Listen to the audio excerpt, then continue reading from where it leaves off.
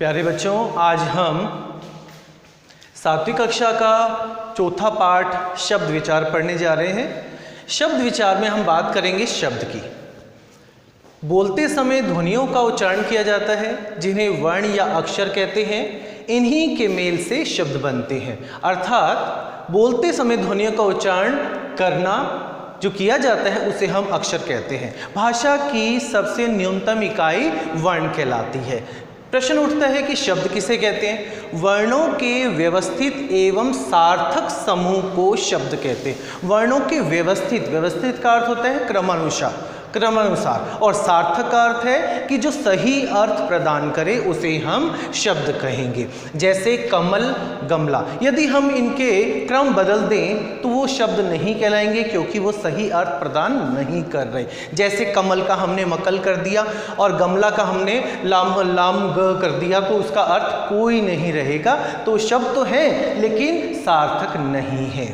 शब्दों का वर्गीकरण 4 प्रकार से किया जाता है: उत्पत्ति के आधार पर, रचना के आधार पर, प्रयोग के आधार पर और अर्थ के आधार पर। सबसे पहले हम देखेंगे उत्पत्ति के आधार पर। उत्पत्ति का अर्थ होता है जन्म लेना। शब्द जो है कहाँ से जन्म लिया, शब्द ने जन्म कहाँ से लिया, उसकी उत्पत्ति कहाँ से हुई। शब्द संस्कृत भाषा से उत्पन्न हुए हैं और संस्कृत भाषा से ही जो शब्द, संस्कृत भाषा के शब्द हिंदी में प्रयोग कर लिए गए हैं। कुछ उसी रूप में और कुछ को हमने बदल कर उसका प्रयोग किया है। पहला है तत्सम शब्द, दूसरा तद्भव शब्द, तीसरा देशज शब्द और चौथा है देशज और पांचवा है संकर शब्द। तो पहला तत्सम शब्द वे शब्द होते हैं जो संस्कृत भाषा से लिए जाते हैं और ज्यों का त्यों उन्हें हम हिंदी भाषा में प्रयोग कर लेते हैं, जैसे हस्त, दंत, गृह, क्षेत्र इत्यादि। इसी प्रकार से तद्भव शब्द वे शब्द होते हैं जो संस्कृत भाषा से लिए जाते हैं, लेकिन उनका कुछ रूप बदल दिया जाता है। जैसे हस्त से हाथ, गृह से घर, दंत से दांत। तो इस प्रकार हम उसका प्रयोग कर लेते हैं। देशज शब्द वे शब्द होते हैं जो अपने ही देश में उत्पन्न हुए होते हैं और उन्हें हम जो क्षेत्रीय बोली होती है उन्हीं से हम उन शब्दों का प्रयोग करना सीखते हैं, जैसे झुग्गी, डोली, थैला, झोपड़ी इत्यादि। इसी प्रकार से विदेशज शब्द वे शब्द होते हैं जो हिंदी भाषा के न होते हुए भी आज वो हिंदी भाषा में इस प्रकार घुल मिल गए हैं जैसे हमें लगता ही नहीं कि वे हिंदी के शब्द हैं या विदेशी शब्द हैं, जैसे पेन, साइकिल, ऑफिस, डॉक्टर इत्यादि। इसी प्रकार अगला है पांचवा है संकर शब्द ऐसे शब्द होते हैं जो हिंदी भाषा के अतिरिक्त 2 भाषाओं को मिलाकर बनाया जाता है, जैसे वर्ष और गाठ। वर्ष शब्द जो है संस्कृत का शब्द है और गाठ शब्द जो है वो हिंदी का शब्द है। इस प्रकार ये शब्द बनते हैं। तो उत्पत्ति के आधार पर ये 5 भेद हैं जिनका अभी हमने वर्णन किया। दूसरा है रचना के आधार पर शब्द के 3 भेद होते हैं। पहला रूढ़, दूसरा यौगिक और तीसरा योग रूढ़। रूढ़ शब्द वे शब्द होते हैं जो परंपरा से सदियों से एक ही रूप में प्रयोग किए जाते रहे हैं। अगर हम उनके टुकड़े करें तो उनके टुकड़े करने पर उनका अपना कोई अर्थ नहीं रहेगा।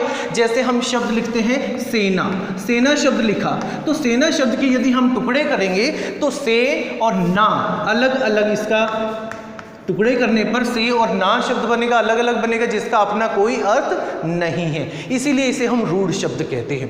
यौगिक शब्द 2 या 2 से अधिक शब्दों की योग से बनता है और जिनके टुकड़े करने पर, खंड करने पर उनका अपना अलग अलग अर्थ बनता है। जैसे हमने शब्द लिखा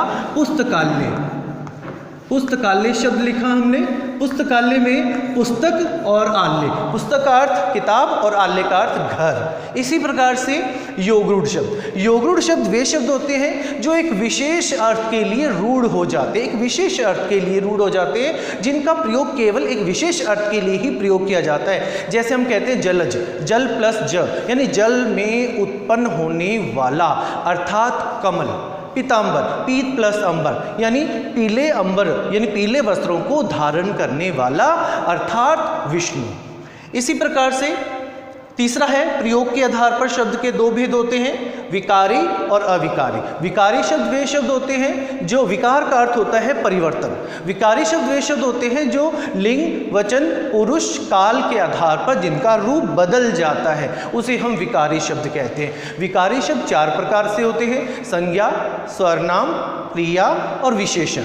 यदि हम इनमें इनका प्रयोग करें तो इनके रूप जो हैं वो बदल जाते हैं। इसी प्रकार से अविकारी शब्द वे शब्द होते हैं जो लिंग वचन काल के आधार पर जिनका रूप नहीं बदलता। ये 4 प्रकार से होते हैं: क्रिया विशेषण, संबंध बोधक, समुच्चय बोधक और विस्मयादि बोधक। ये बच्चे आप आगे आने वाले पाठ में हम इनका डिटेल में हम इसको विस्तार से पढ़ेंगे।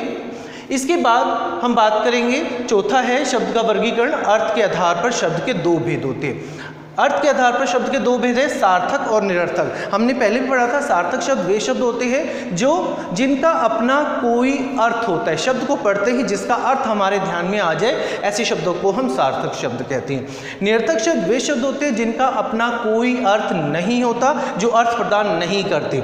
अब सार्थक शब्द के भी 6 भेद उपभेद किए गए हैं। सार्थक शब्दों के भी 6 उपभेद किए गए हैं। पहला है एकार्थक शब्द। ऐसे एकार्थक शब्द ऐसे होते हैं, हम शब्द से ही भी पहचान रहे हैं कि एकार्थक यानी एक अर्थ प्रतीत करने वाला, यानी एक अर्थ देने वाला। जैसे हम कहेंगे प्रधानमंत्री, राष्ट्रपति, चाहे वो पुरुष हो चाहे स्त्री हो, हम दोनों के लिए उसका प्रयोग करते हैं। इसी प्रकार से दूसरा है अनेकार्थक शब्द, यानी एक शब्द के अनेक अर्थ होना, एक शब्द के अनेक अर्थ होना। जैसे अंक शब्द है, अंक शब्द का अर्थ संख्या भी होता है, गिनती भी होता है, गोद भी होता है। इसी प्रकार से पात्र शब्द का अर्थ, पात्र का शब्द का अर्थ बर्तन भी होता है, भूमिका भी होता है। तीसरा है पर्यायवाची शब्द, ऐसे शब्द जिन्हें हम समानार्थी शब्द कहते हैं, जो समान अर्थ प्रतीत करने वाले होते हैं, जो समान अर्थ देते हैं, उन्हें हम पर्यायवाची शब्द कहते हैं। जैसे कमल, राजीव, पंकज, सरोज, अरविंद, जलज, अंबुज। तो बहुत सारे पर्यायवाची शब्दों के समान अर्थ होते हैं। इसी प्रकार से हम बात करेंगे श्रुति सम भिन्नार्थक शब्द। श्रुति का अर्थ होता है सुनना, सम यानी समान, भिन्नार्थक भिन्न अर्थ प्रतीत होने वाले। श्रुति सुनना, सम समान, भिन्नार्थक भिन्न अर्थ प्रतीत करने वाले। जैसे हम कहते हैं दिन और दीन, जैसे हमने लिखा दिन और दूसरा शब्द दीन, तो ये श्रुति सम भिन्नार्थक है। दिन का अर्थ दिवस, सवेरा, दीन गरीब। उच्चारण के फर्क के कारण हम इसमें भिन्नता प्रकट कर सकते हैं, उच्चारण के अर्थ के कारण। जिनमें उच्चारण होगा, उच्चारण के आधार पर इसमें हम बोलेंगे दिन और इसको बोलेंगे दीन, तो उच्चारण के अर्थ के कारण इसका भेद किया जा सकता है।